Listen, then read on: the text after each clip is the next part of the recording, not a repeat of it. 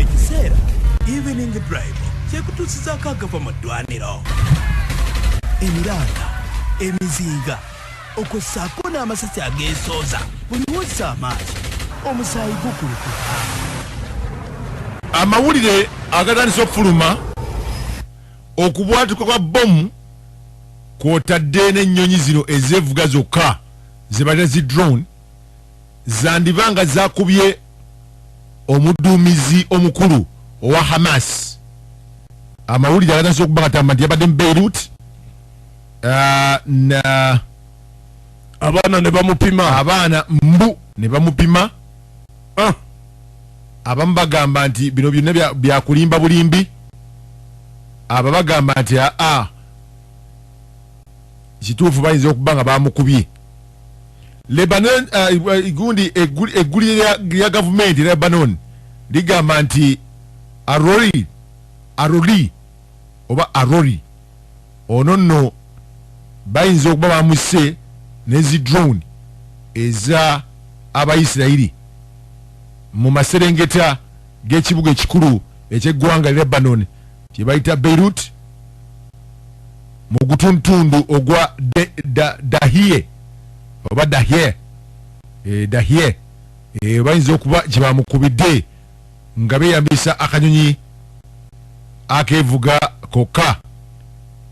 Omusajja ono alina abaana 13 abadde nnyo omutuuze wa Doha Qatar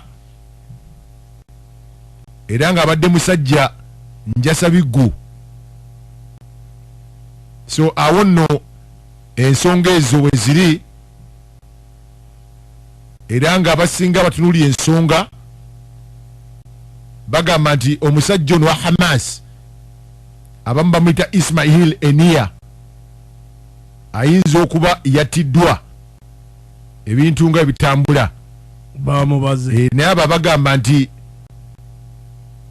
ono ye ayinza okuba teyakwatiddwako bwe batyo. Biri awo ebityo bagamba bamwise ate tebamwise, ate tebamwise ate bamwise. Tujja kutegeera amawulire gajja fuluma.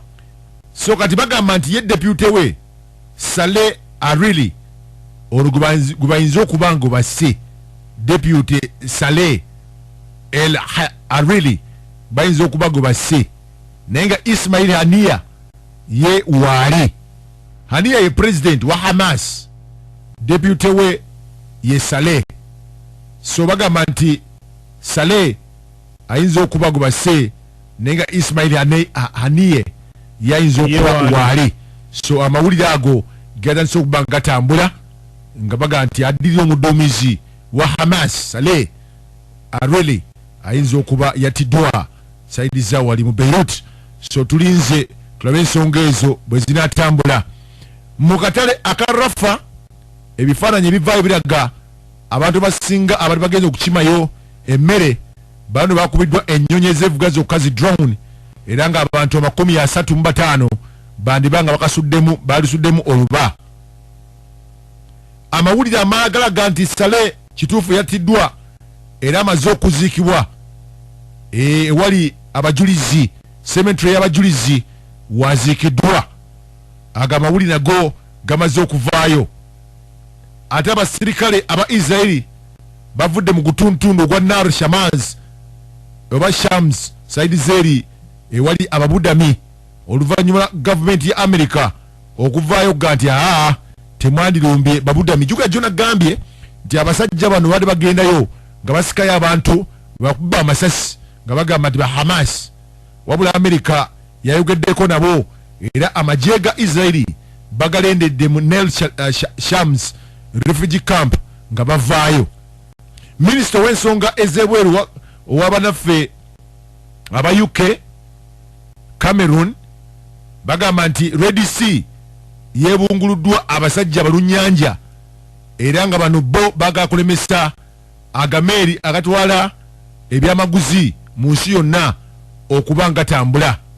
Amerika yavuddeyo dda n'eggye lyayo ery'empingo oba ery'oku mazzi nga bagamba bagenda kukola obutaweera omuze guno gujjawo.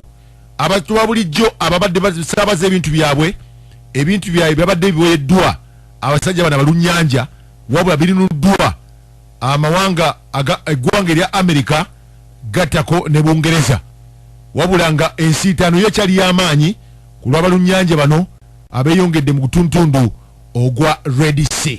Ago nno mawulire ge tusobodde okuba nga tukuggyirayo sayidi eyo. Beera ku NBS radio kubanga ebiwooma tebiggwawo. Tebiggwawo, tukyabongera ebiwooma